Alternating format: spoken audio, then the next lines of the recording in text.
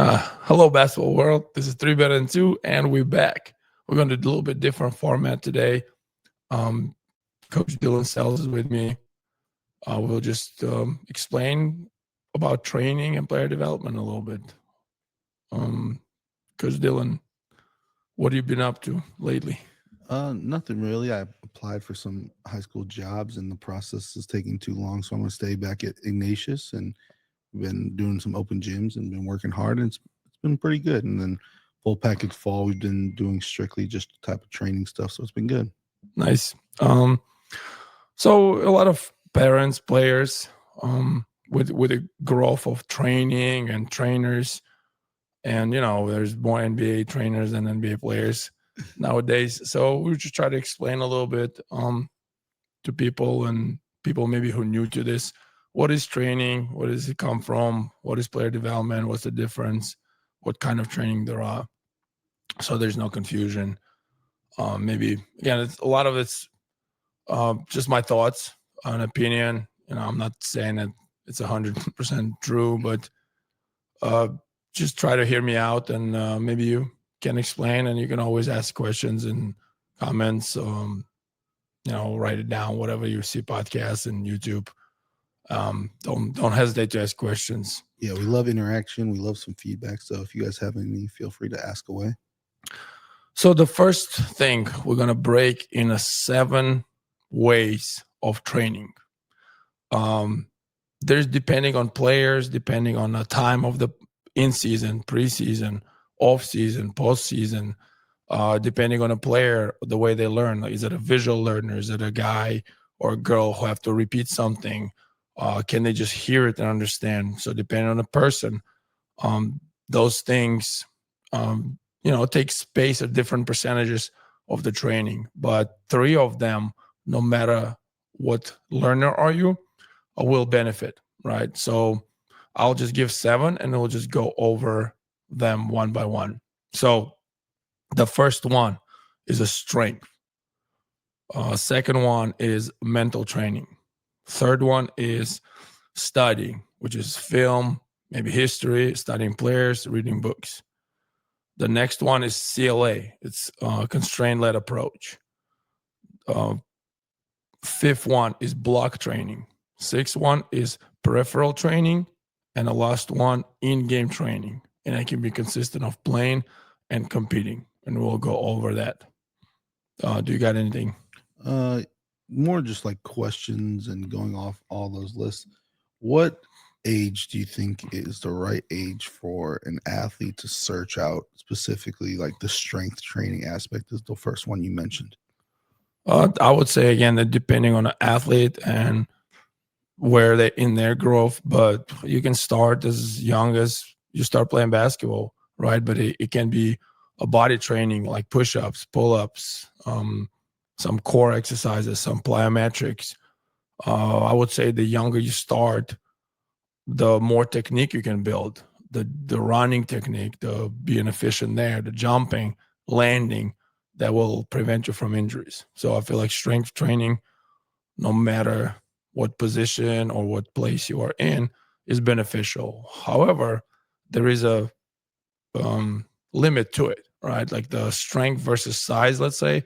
If players get stiff or per se too big, not strong, that there's might be a diminish of return. So very rare, but there are a few players in my career that had I had to suggest them to pull back on strength or change the program up where you don't get overtrained per se, and it just change up the training. Yeah, a lot of people say it. Anthony Davis is one of those players that he like tried. Everyone was telling me he's so skinny, so he put on all the muscle and ended up like losing his agility, his little like shake and stuff, and ended up being like a 5. And then he like slowed down his weight training, and now it's back to like being a creative 4. Yeah, I always give the examples when Kobe Bryant, that Lakers when Karl Malone and Gary Payton, and he put I believe it was like 20 some pounds in the off season, and then he said that he just couldn't play like that. His average dropped, so during the season he have to lose some weight just to kind of get back to the normal per se. Gotcha. All right, we'll just go straight through it since we start with first strength. Like I said, I believe every player can benefit from strength trainer. If you're stronger at your position, you're gonna benefit, right? With more consistent shooting, attacking, physicality, right? So just there's different ways to do it, right? There's a basic training, there is plyometrics, there is stability training. There is so much information right now. So I would just say to players, depending on where they're at, right? Are they building basic fundamental? Are they polishing something? Do they try to be a better athlete? There's all kind of ways to do it. And without overthinking, I would just say players doing something helps better than just kind of get lost in information and not doing anything. So when you hear that strength do not benefit basketball, I would disagree. Even with Kevin Durant, everybody was saying like, oh, he couldn't bench 185 at a combine. However, his legs and his core was very strong. He worked a lot on it, and your core stability just brings synergy of your upper body and lower body. So if you want to be a better finisher, a better shooter, a better basketball player, you got to work on your core and shoulders and legs. What would you say like is the most important maybe muscle group, or like is it plyometrics, balance, flexibility? What's like the number one thing that high school athletes should start working up to? That's I would just mention the like the leg strength and plyometrics and speed and power. Core that brings everything together, and it's not just crunches, right? A lot of times people think core is just crunches or all bending. Core, actually, one of the function is to stabilize your body.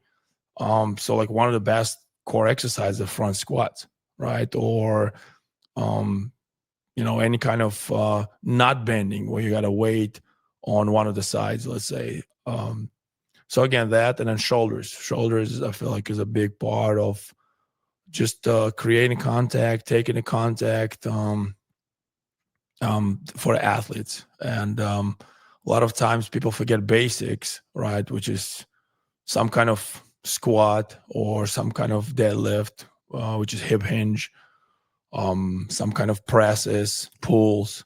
So a lot of times they overlooked and they do all these funny exercises that might be some NBA players doing. But again, there's a lot of times that they don't see the basic fundamental things. So simplify your workouts and doing like what everyone has done for the past forever, and then when you get your body to a certain spot, then you can kind of advance into the specifics. Yeah, and again, you probably shouldn't be maxed out during the season if you're a basketball player. There's always those other sides of the curves where people might be genetically gifted, or like, oh, I never lift and I jump. Well, you probably have good genetics, So a lot of times people would do that, or some genetic freak who jumps really well will sell a jumping program that worked for him. Right. And maybe 99% of programs would work for him. And then the kids would be frustrated not following it. So I would say very individual approach. I'm not a big believer of team lift per se. As a building camaraderie, it's a one good thing. Maybe building fundamentals, maybe learning how to squat, which technique. Yeah, right. So but again, it takes different times, right? Like the people with a long femur or different arm length is gonna bench different than the other guy, or squat different than the other guy. Or some people have a short legs and long arms, they're perfect for deadlift, right? And then you would compare them to some taller guy who cannot squat, whose hilt comes up, right? Who just doesn't have ankle mobility to do it. And then people would force them and push them to it. Yeah, I think in the pre-draft workouts, everyone was making fun of Wemby because he wasn't able to do like a lot of push-ups or whatnot. And then like the scientists came out and said, well, he's actually like one big push-up is like him pushing up 80 more pounds than his body weight from the distance and the angles that, you know, his big self. Yeah, just from the shoulder length from physics, right? I agree with that. Yeah, that would be with strength. So again, I would say every player at all point of time should be working on some kind of strength program or maintenance, or even, you know, you can downward intensity if it's a postseason, but there should be something. So it will benefit you, especially with injury prevention, right? Not overbeating, but making it stronger and working, you know, not just muscle and your tendons and ligaments. And there's different ways to do it. I heard recently, and I love this phrase: the strongest guys are not the best movers. So there is this, again, diminishing of the return of your strength versus power you create, or agility or quickness of your muscles, and that trains a little bit different. Yeah, you got anything to add? No. Well, you do see, like, I mean, watching Modest's progression into the NBA, and he's able to bump these guys. And if you look, like, Modest doesn't look like the strongest guy, but he just knows how to use leverage. His core is strong. He's did a really good job on working on his shoulders, where Steven Adams is probably the strongest guy in the NBA. He picks up grown men just whenever he wants to. Right. But you don't see him, like, if he gets the ball in the post, he's not able to, like, back everyone down, and just so he's so strong, but he's still stiff with his movements. All right. I agree with that. That's a good example of just understanding leverage, and apply strength versus just being strong, you know, weight room strong or look big. Right. All right. Next one. Again, I feel like now with this growing, you know, focus on mental, and it's kind of a lot of, you know, things coming out, and players feel a certain way, and the confidence and all that. So I feel like mental part of the game is really good, especially if you go to higher level, right? Like, you can kind of suck it up, right? When you're younger, and you're like, it's gonna work out. But when it's your job and your family, you know, and it's on the line, it's a little different. Your mental, you know, stability, your mental focus. So I think there's ways to do it. I'm not saying just go and find psychologists, right? But there are books, there's techniques, there's breathing techniques. I think diet is a big part of um, just building your mental strength, because you have to persevere through something. Lifting, right? Being disciplined, building a program, following a program, um, building a routine, building good habits. That's all takes this mental capacity and mental stability. Like I said, building a routine for training, right? For basketball training, for strength training, for school.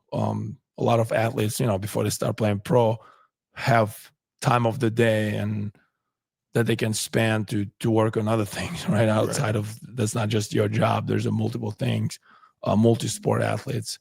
So it gets distracted. It gets hard on people and players. And there's, you know, people ask a lot of times, and I would usually have some answer.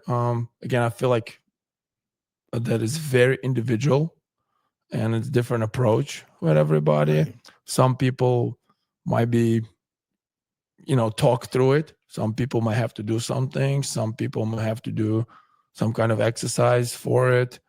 Some people might have to be a quiet time, you know, before they go to sleep without anything, just you and your thoughts. Some people need other people to help them, and have that communication with somebody, and, you know, friends or family. Again, I believe it's very individualized, and people have to find it. I don't think I have an answer for just to how to fix it. Right. There's no, like, direct path, but especially in the high school realms now, there's so much pressure on getting scholarships and, you know, looking good in your specific sport on social media, and like, you know, there's some people that don't have plan Bs, but in the area that we're kind of in, like it's, you know, the highest glitz and glamour, prestigious you could get, and everyone really wants to get Division One, and that kind of like lays a toll on kids who might not ever achieve that. And is there a certain thing that you'd suggest, like how do you find in yourself what's the best way to help you with your mentals? Like what would you suggest to kids, ask kids that, then if they respond to you, what would they say? Then how would you be able to tell them some type of solution? Well, there is upside down bell curve of the pressure and the way you perform.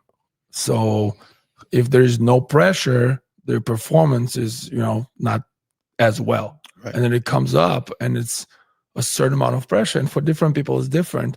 And then you highest perform at a certain amount of pressure. Right. Now, when pressure gets too much, the performance drop. So I would suggest to kids to find that it might not be in the middle. It might be some people perform better at the higher pressure, right? But I would suggest to find that middle for them, of that place and time where they feel less pressure and they lose themselves in the game or in a practice or in whatever it is, in a match, and they play there, right? How do you find that? Again, it's very individual. Some people, you know, their curve might go up, up, up, and down, you know, at the 3 with the pressure out of 10. Right. Some people might go all the way to 9 and only drop at 10. And those are, you know, players who perform the best at their best at the highest pressure. That happens to depend on the person, right? So like find that equilibrium for you where you're the best, and understanding how to shut down the pressure or how move it around. Yeah, I know for me, like growing up always, it was when I took something too seriously, that's when I couldn't accomplish anything. So I actually saw somebody else experience on the show Psych. It's like a fake psychic detective, if you guys never seen it, but he had to solve like this really important case, and like every time he got fully serious, he wasn't able to think and process it. And he's like, I need to do all these weird, goofy things to be able to process it. And I was like, honestly, that's how I've been like my whole life. Like when I really like fully take everything so seriously, even in coaching, like I don't perform to my highest level. There has to be like joking, making fun of somebody, or like making fun of myself, or just being goofy in the sense. And that's when I'm able to achieve my best. Yeah, well, I mean, good example, Modest, when he kind of on his own and just enjoying and having fun, he's the best, right? But when he he just gets serious about it, it hinders a little bit his joy for the game, and it just kind of hinders a little bit his performance. For example, but his brother is a little different. He's better when he's serious. When he goofs around, it doesn't perform as well. He's you know, he might be a little sloppy. He might forget here and there. Technique. Right. So he's not as best but when he locks in, and you can see from the warm up, right, just where they at. So again, there you go. Same family, 2 players, very different approach in how they do it. So their pressure is different too. All right, let's move on next. Let's go. Next one was CLA, which is constraint-led approach, and that's a big movement now. They put a name to it. It has been done for a long time, but what it is just put players in uncomfortable situation where they have to make decision versus block training. We'll talk about it a little bit later. Let's say you play in 3-on-3 game without dribbles, right? That's an example of constraint-led approach. Let's say you play 1-on-1 game, but you can only go left, or you can only shoot layups or jump shots, or you can only finish with 1 foot with a defender. That's a constraint-led approach. You playing 5-on-5 off something, right? Like you have to score off the screen or zoom action. Yeah, with some type of rule. Yes. So then you always have some kind of constraint, and it simplifies your decision, so you can build that to make a decision in a real game. So eventually it builds up to 5-on-5. Again, it's a cool sound word. People have been doing it for a long time to make decisions. Again, usually it comes to 1-on-1, 2-on-2, 3-on-3, maybe 4-on-4, and then eventually it jumps in a game. Last maybe 2 years, this guy in Europe, I believe it started in Europe, and this guy's like an expert. People flying him everywhere. He's like this big guru of CLA. But again, a lot of trainers or a lot of coaches have been doing it. It just didn't have name. I believe it should be probably a biggest percent of training. Depending on the player, right? Like if it's a guy who just starting playing basketball and doesn't know what's a double dribble or treble, or how to finish layups, block training would be probably the highest percentage they should do. But I think CLA should be probably biggest part of the practices, per se, as a basketball coach, and the training. So how do you figure out, right? You cannot do it alone. So it's harder to do on one-on-one trainings. There's a percentage to it, there's a certainty to it, but I do believe that CLA has to take a biggest chunk of the player development, of the time of training, right? So, do you got anything on that? Yeah, I think a lot of times when I've done this in a training or practice session or whatever, it's been like, okay, the basketball's so bad, I'm taking away dribbles. And it's just like, it's crazy to see, like, it just opens up like, oh, this is where I should be moving now to make passing available. And my head's up now that I'm not always dribbling, and I can make reads, and the basketball gets better, and there's actually more scoring, and like the defense even gets better because now I can pressure more because there's no dribbling. He can't go by me, so I'm more confident in guarding. And then the very next game, you go back to no dribbles, and now you see like, okay, their head's back up, they're making the same cuts, but now it's just like, oh, it's a regular game of basketball. So that's usually it comes when I'm doing it like as a punishment because the basketball's bad. Basically, it's when you take away no dribble or take away the dribble. I agree, and that's a great example. I think this kind of explain why CLA is important part of the training. Stress equals growth. Put players in an uncomfortable situation that can handle stress and failure. And like you said, it doesn't look pretty at first, right, even at a higher level. Even if you put a 17U, right, who would dribble to try to play without dribbles, there would be certain pushback, right? Then you break perfectionists, right? Like people who try not to make mistakes. Right. That helps them because it's imperfect. The game is imperfect. You try to find it, but you got to learn how to play through those imperfections, right? And as they say, failure is education. Right. So you want them to fail at certain things. So you want to put constraint on it. You want to put something, out of ordinary where they have to make a decision. Anything else?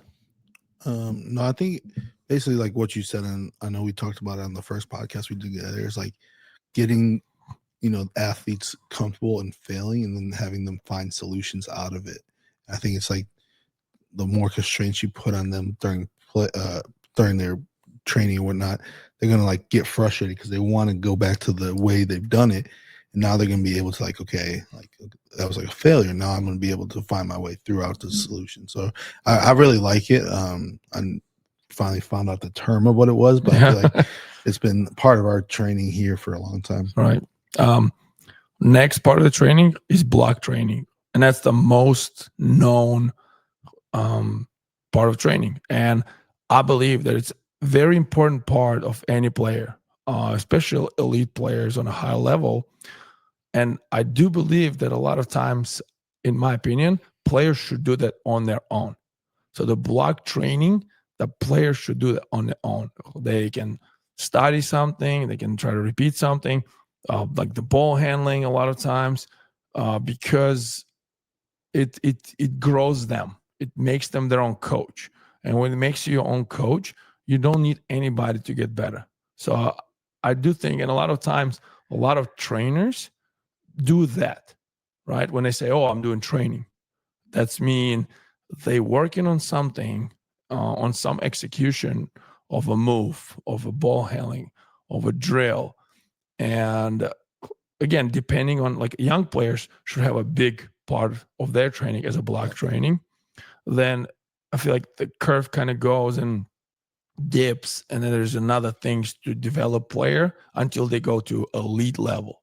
And that's where block training is important too, because that's how you improve your game, or you add new elements to your game. You maybe fix something, right? Like the shooting or percentage or whatever it is, it goes back up. So again, but I've, in my opinion, there's a lot of players who's spending too much time in the block training with the trainers, and then when the game comes, they don't know how to apply it. They don't know when to use it. They don't understand what exactly it is.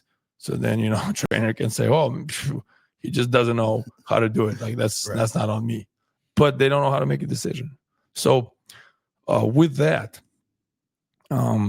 comes the progression on teaching the skill. And again, a lot of players and parents misinform, and they're missing this.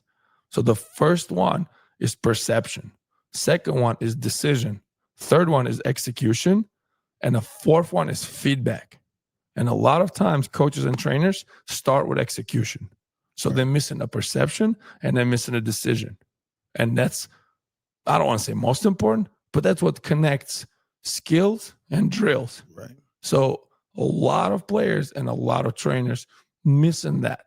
And I would encourage you again to research or educate yourself. I always give example of, let's say you're a very skilled player, but you're not strong enough and you get bumped off to your drive, versus a football kid who can only go right, but he knows how to use that skill. Right. So then it comes with skills versus application of skills. And if you don't have application of skills, it does not matter how skilled you are. You can be a best shooter in the gym with no defense and no game. But if you cannot handle pressure, if you're not fast enough in a shot, if you don't know how to set up, where to be, how to make decisions on the fly, how to sprint and transition in the corner, all this, it doesn't matter how good of a shooter you are. If you're shooting 2 times a game because you don't know how to get your shots out of offense, you don't understand what coach wants, you don't understand how to manipulate defense, then it doesn't matter how great of a shooter you are, because you are not, because you don't know how to apply it.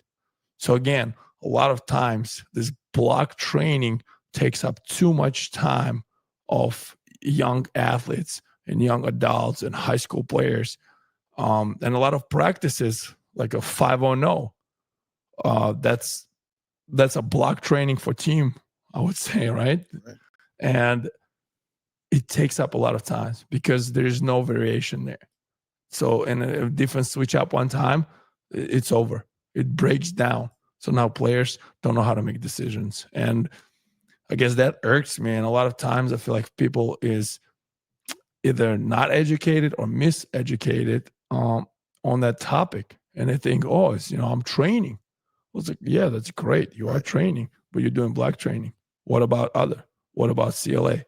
What about peripheral training? Well, how do you apply that to in-game training? We'll talk about this later, but again, that's a biggest part of training, or the word training is, but it's a very small part of player development. And I do believe that a lot of players should do that on their own to get better. Yeah. You got anything? Yeah. And we see that, like, you're very passionate about this because, people just don't fully understand, like, they just say they're going to training, or like this trainer is the next blah, blah, blah, or whatever. And I kind of put trainers in like 4 different categories. One is a facility trainer. They just have access to the gym, so you can go train with them because you can get you in a gym whenever. The second trainer is a rebounder. They're just going to tell you how great you are, and they can go rebound for you, and they're not going to be able to, like, advance your game, but they're correct. just going to tell you how good you are. The third one is, like, I call them a Gucci trainer, because it's like glitz and glamour with the bag that you get, right? The Gucci bag. You do all these like tween, blah, blah, 360 lays, but you can't really do it in the game. And then there's like the true basketball trainers. Right. And I think you kind of described like what a true basketball trainer is, about how can they apply the skill to games. Yeah. And I think majority of people that train or like people start training with are the Gucci bag trainers, because it's like it looks cool on social media. They're doing all these moves. They're going like 360 over a cone, laying it on 1-on-0, and it's like, oh, look at what my kid could do. And then they get the games, and then the Gucci bag trainer always like, oh yeah, the coach just doesn't know how to play your son. Like he's so talented. Look at what he's doing. And I think like when you're a parent or an athlete looking for a trainer, the first thing you need to find is somebody that will tell you the truth. Yeah. And then that will be able to, and then you see the people that they have trained and how they apply what they train to the games. That's what I advise athletes and parents to really look for, not just look for the 150,000 followers on Twitter or Instagram or whatnot. That's a good way to put in categories. Yeah. And again, there's a place and time for it, you know, like when I was younger and I trained myself, I wish I would have a rebounder, 100%. right? Or the access to the gym, right? So again, it's a new thing, but for us as older players, like we had to figure out how to find a player to watch what they do in games, right? There was no training videos except maybe Better Basketball, which is very outdated, right? And then we found that we go to the gym or outside, and then we just work on that move or whatever it is, and then you try to use it in 1-on-1s, and then you try to use it in 2-on-2s and 3-on-3s, and then slowly work your way in. Maybe you'll use it in practice. So then eventually it grows, your skill grow, right? And if you don't like it, if you don't know how to use it, you just kind of trash it out and find something that might work for you. But yeah, that's a good way to put it. I always give this example, you know, to trainers. Let's say you're working on this, you know, 2-3 dribble pull up, right? It's good. There's a place and time for it, right? You work a lot on it. But then you go to high school season and 75% of team would play zone. Like, then what, right? So then do you understand at what angle, or like how to attack the zone? Are you going baseline? I go 45. Like, where do you put those dribbles? What do you cut through? Who do you screen? So then there's just so many variation.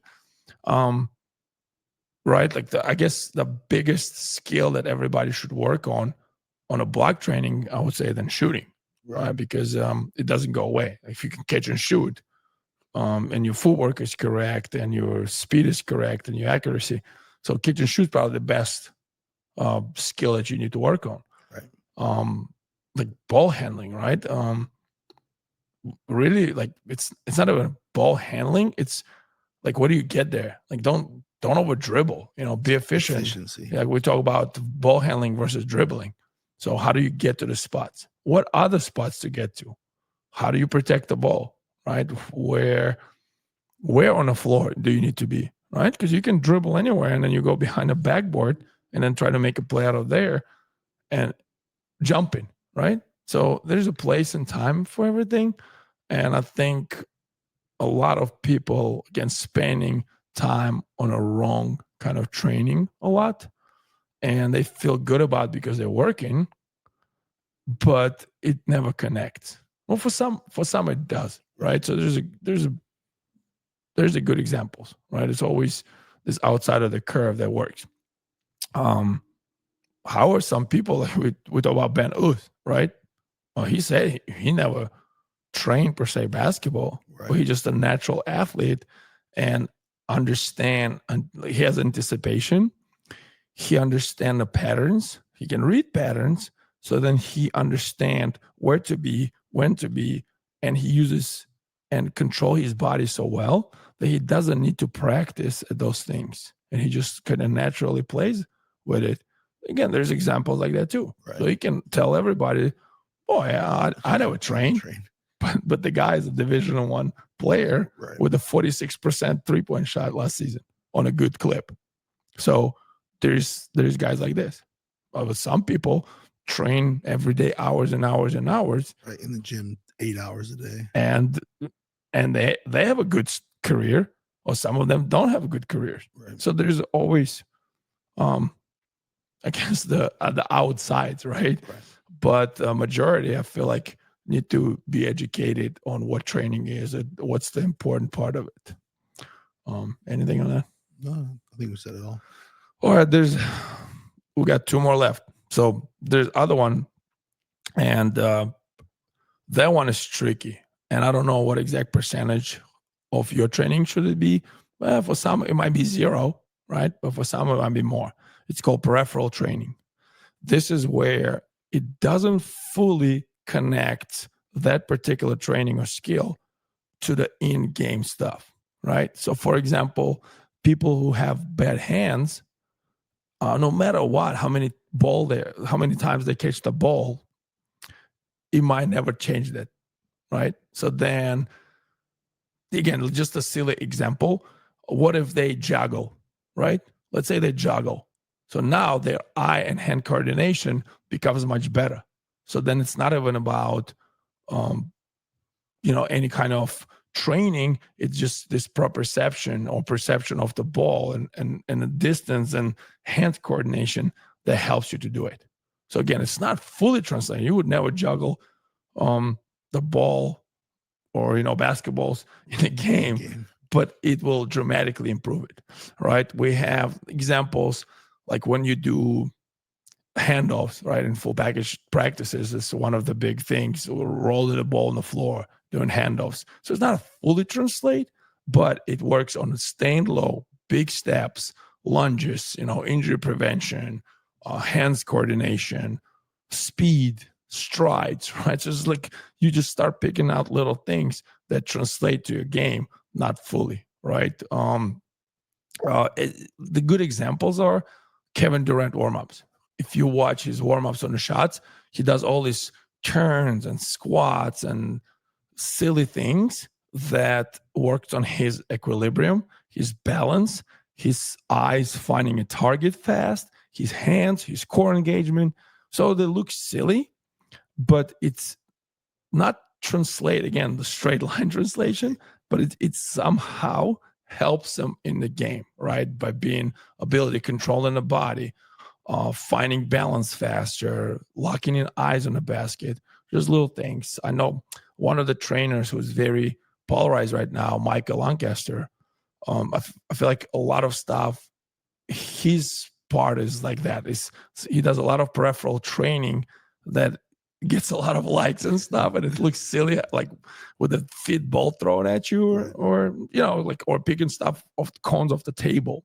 Again, it might not fully translate, but it challenge your body, your eyes, your coordination, like ball handling, right? Like if you're elite player, as a warm-up, maybe you don't need to spend a lot of time.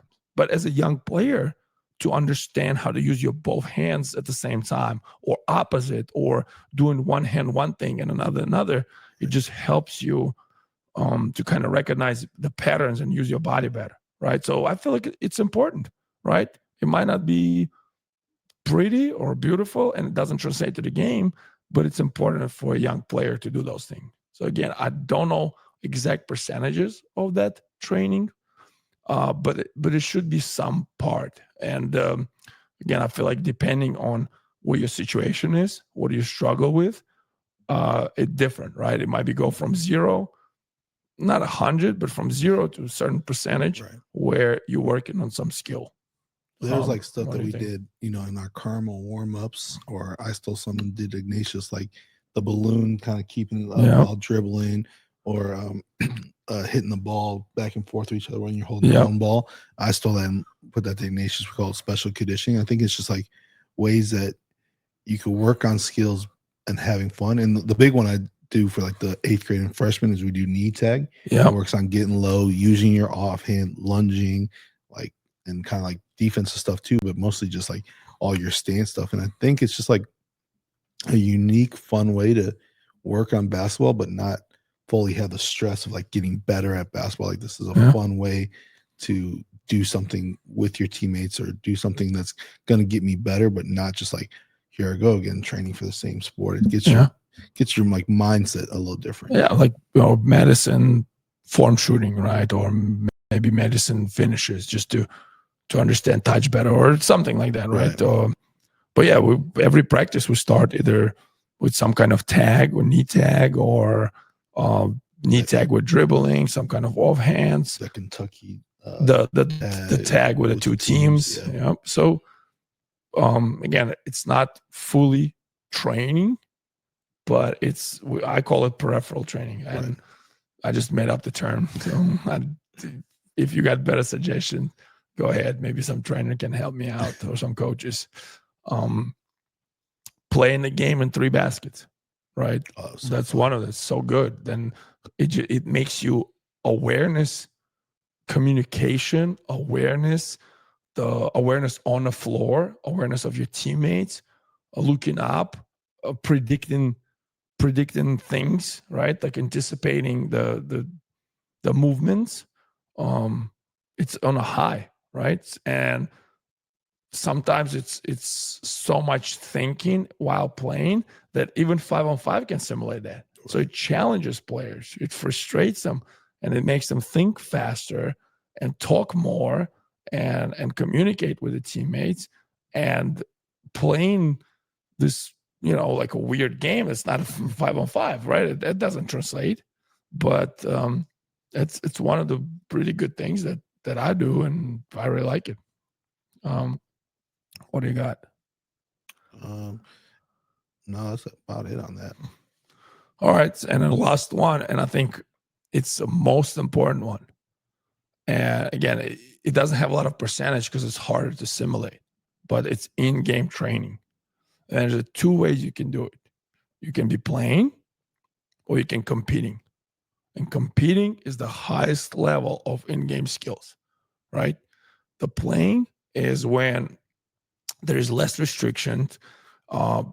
Maybe in full package, I know we do those long games.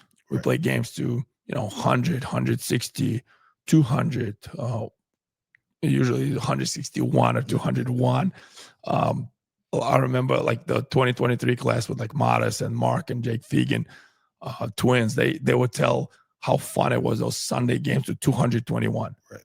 So we play those long quarters, and then with maybe 1-2 sub, you just play a long game. There's a lot of things you can do. That's where your players who you might not trust in the real games, you might find out that they're your best playmakers. The guys who maybe miss his first few shots end up shooting well, and you find out that psychologically he's struggling somewhere to making the shots, right? So you put too much pressure on the first 2, and after that he relaxes and he shoots better. Like Mark would play point guard most of the games. So we'll build the teams where he can make plays for others. And it became his identity. Or like Modest, right? He would be a big, but because we saw how he saw the game in those long games. Because in the real games, when he was younger, he was just skinny and not strong and got pushed around a lot. So he had a lot of turnovers, and we had to live with it. But the thing was that we saw in the practices how he read the game, how it was on a different level. So then it challenges me as a coach, or challenged me as a coach, to give them ball in his hands and work on that, because I saw in those long games. Right. So again, a lot of times this is the most important one, because that you can experiment with your game. You can shoot some bad shots without pressure. You don't play like 100% full out defense until the end of the game, right? When it's close. So then it gives you this little bit more opportunities to work on the moves, to have less pressure, to understand the decision and perception and how to use those skills, how to use those moves in it. And again, one of the things I've been talking to like NBA and G League coaches, and I would encourage them to play long games in a practice. And they all agree that they don't play enough in the practice. And then they expect players to make these decisions in those small games, or they go 1, 2, 3 trips and that's it. So then the pressure of every shot is so much more. So only your best players who are going to keep shooting those shots or keep making those plays. So now the guys who are in the boxes and in the roles will be in the boxes and in the roles in those scenarios. And again, don't get me wrong, those are great. I love short games Right. because they very close to the end game situation, but it's not always end game situations. So then you got to learn. That's where development comes over winning at that particular moment. And a lot of times on a younger age, that's exactly how it should be. Right. The development should trump winning. And I believe that a lot of times nowadays, it's unfortunate that it's not how it is. Yeah, I know a lot of movement in youth sports switching programs up because, well, we lost both our games at the one-day shootout this weekend to this team, so I need to go play over there because they're, just better players or whatever. And it's like, when has the goal been to win a bunch of youth league games like in your life? Like that's, it's all about your progression. And there's sometimes that we played games at the warehouse where I had to get like upset about some people that were working on their game and they were trying to do too much and not really just play the game to win the game. But at the higher level, there's stuff like you have to be able to be okay with making mistakes in those longer games. And then when you play shorter games, like, yeah, you want to, compete and try to win those games. And, how do you differentiate, like what games should people be looking to play in that they should just be kind of working on their craft? Then also, how do you get kids to work on games where they're just working to compete and to win the game? So I would say, let's say you're an 8th grader, you have maybe a school team you play for, a feeder, and AAU. Okay. Right. So I would say in AAU, you should really and again, winning is a part of development of the player. I do believe like you want to win, you want to compete. That's part of it. And at the higher level, it's the only part, honestly. Right. Well, you always said like with the 76ers, you're like, okay, they're just like tanking and taking and tanking. Well, all those players are never learning how to win games because they're just like they're supposed to be losing this game. And that's honestly, you still see the effects of all those players that went through the 76 organization. They haven't won no championships. They're not really playing in the playoffs that often. Like you still have that same mentality. Right. They never like learned how to win. Yeah. So that's, part of being a winner versus loser. So you do try to win game at some point, but again, you got to sacrifice sometimes a winning to get development on some levels. Right. So again, let me give you an example. Let's say you're 8th grader and you have a middle school team, you have an AAU and you have a feeder. In AAU, you should think about your development. How do you interact with other players? How do you play against elite players? How do you impact the game and impact the winning while try to use your thing, right? Because there's no pressure. There's not a lot of tournaments. Right. There's a lot of showcase games or the one-day shootouts. So again, it doesn't matter how great of an 8th grader you are. As a matter of fact, all best middle schoolers never become good in college. So in the long term, like if you watch players who rank now, in 4 years, you're not going to know who they are. Very rare, because they get better good too early. They pick too early. So then it hinders their development. So in the middle school games, I would say concentrate on winning. Right. You represent your school. You want to, it's a league. You probably need to be certain place to go in a playoff, and there's a playoff, right? So then their play zone, right? Like do whatever you do to win, right? While developing kids in practices and enjoying the process, making them better human beings, right? But your goal, win the game. Play 8 players and not 12, right? But in a feeder, what's the goal of the feeder? In the first half Or that play feeder as what is the point of feeder? For you to be prepared for high school, right? For varsity level, right? So if you're 8th grader, you 1, 2, 3 years away from being the best you, right? So then don't be afraid to lose games. Yeah, you represent your school. You know what? I give an example. Maine South feeder, so good. They win so many games. Right. So many games. And then when they go, it changes. So they sacrifice development for winning at that age where it didn't translate to the varsity level. Right. And I don't know the reasons, and I don't want to point them out. Right. I just know that's how it was. Right. Like all New Trier kids used to not like playing in South. All the GBS kids used to not like play South. GBN, they don't like playing in South either. And then there's somewhere some loss of that to the winning on a high level. So again, what is important for you? Yeah, we beat you 3 years ago. Well, okay, that's great. Right. You may get your 8th grade medal, but yeah, here's our regional sectionals. Right. And that's so again, like what's more important to you? So there's the example. AU do all development, feeder all development in the 3-4 year return. And then your middle school, you should go in championship. Yeah, because then middle school is like the most pure because you're playing with your best friends that you've grown up with, and your neighborhood. You're just like going for it all together. I know this summer we struggled with Vince a little bit.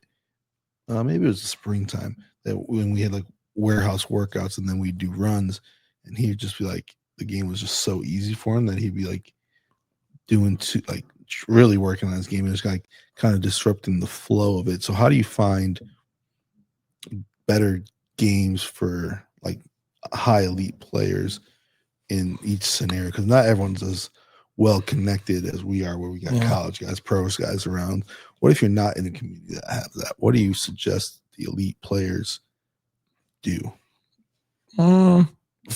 Maybe have some restraints for them or some constraints where they can only catch and shoot, or they can only dunk and shoot mid-range jumpers or 1 foot, gotcha. Right? Or make sure they crash every offensive rebound, or try to play in a long game and make more than 10 assists, right? So get just some constraints to make the game harder, to make decisions more difficult, to even out others outside, find other players. Like we are fortunate enough in Illinois area and Chicago area, there's a lot of great players. Right. You can always find guys who play, and you can always like Illinois prospects, they always have those runs. Some type of run, that you can sign up for the league. Like the Lemont in the Lithuanian league is really good. Right. You can always try to get in leagues like that. In a men's league, grown men. Chicago is a really good men's league, right? Try to get in there if you're a college player or elite high school player. You probably don't want to play in LA Fitness, but find those good runs and challenge yourself. Go try to be the guy there. One other thing, it's kind of like more mindset thing. You kind of came up with a term of like play like you're at a playground, and play like if you lose, you don't got next. Oh yeah, the principles of busy playground. Yes. Can you describe that a little bit for us, and then can you tell us how that we could implement that mindset into athletes? Well, that's actually a term that I took from Joe Crispin. He was playing NBA. He played in Europe. He's now assistant coach at Penn State. Okay. And that 3-basket game, I took it from his practice. He was a really good Division III coach, and his practice was insane. So I really loved it. He's on the very far spectrum of only strong survive. Mm-hmm. And it was interesting to hear him on one of the basketball conferences, the clinic that I was at. So principle of busy playground is this. When you show up in a busy playground, you first need to get in the game. So you either have to be known or you have to pass eye test. Right. So like if you don't have a eye test first, you're going to wait longer. So then when you get a chance, you need to understand how to stay on a court, which is play through your best players, play really hard defense, understand the dynamic, understand like the alpha, beta competitiveness nature of man. So then winning is the only way you stay. So then there's nothing more important than winning. There is no time to experiment on your game in a busy playground. It's just not a time and place. It's a very competitive environment. So then if you're not the guy, you're going to struggle. And then if you lose, you're going to wait for so long that it adds you this pressure to stay, right? So then a lot of older players grew through that, right? We didn't have gyms to go. So a lot of times we play outside in a busy playground, and that's how you survive. And a lot of times now we have part of practices where I let the kids figure out, where I let them play just games, just playing the games, just figure out with their teammates. Sometimes I give them the board, even in a young age, like 6th grade, I'll give them a board and say, hey, you guys can draw a play when you out, or maybe go over some offense that you can run or something, and just give them this responsibility. And it works a lot. Our 7th grade was very beneficial with that. We have a really good grade, and they took it very interesting. They love to write these plays down or cheat the play out of some kind of structure that we give them. Right. So it gives them responsibility, it gives them something, but that's what we don't have that a lot right now, right? We go straight from everything to these big times games. Like for high school, right? You only have 30 games a season. So now, and a big conference, like we have 18 conference games in the Catholic League. So then you go from practice, boom, Bennett, practice, Marist, practice, St. Pat's, practice, Marian Catholic. So then you just go from these big jumps, right? Where those competitive games before that, right? So then again, during the season, we would go outside and play. Right. As a high school player or college, I would go and find those grown man games or plays or whatever it is. So you're always looking for those games that are competitive enough, but it doesn't hurt you, like the pressure, right? We talk about the pressure curve. So that's why I think it's a really good thing. The principles of busy playground. No, I just really like that whole mindset thing, and honestly, that's kind of how it was growing up. So it's like, how do we portray that to these kids nowadays? That they just find another gym to play in, or if they lose their ball, they just go get another one real quick. Yeah. Well, again, you can do those like in-house leagues, right? Right. Make them playoff where you lose, you out, right? Like if you get a pool games and then you make the playoffs, and then the losers out have to watch winners, right? Or they have to wait a certain amount of games. If you lost, you're in the cancellation bracket, and you might not play because we might not finish on time. So then it hurts if it doesn't, right? So just get a little bit of pressure from that, like a peer pressure. Or just have, like let's say you have 21 players, instead of play 5-on-5 and 4-on-4, have 7 teams of 3. So if you lose, you have to wait two times, right? So much longer. So then it gives you this little extra pressure to do it, right? Excuse me. All right, anything? The last one I want to finish, just kind of a new skill progression. And just to explain a little bit where do you start and how do you go with. And depending on player, again, depending on where they at and depending on the skill, it, of course, changes. Sometimes with an elite player, you might show him a move and he might use it next game, right? In between games or the halftime. Right. But some players, you might work on them for months before they can make a decision in a game to do something, right? So again, the first one, so it's kind of new skill acquisition. First one is showing or watch film. Like the coach might show you, the player might show you, might see it at the film, at the game, right? So showing is the first one, just a kind of visual. Then walk through. You walking through the move, maybe you know, as a different learner, you gotta see, you gotta learn how to walk through that. The next one is a good step. Teach it back. If you can teach it back, you can understand it a little bit better. So that's like asking the athlete, "Hey, what did I just say?" Or can you show me what we're working on? Yep. So a lot of like I know Colin Stack is really good at that. Like I know if he can teach me back or he can say back to me, he got it. So it was like a test for me and him that if he understood.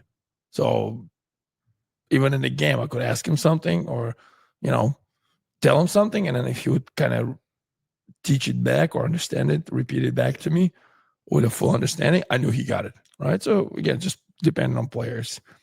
Then you start from doing it slow to faster to game speed.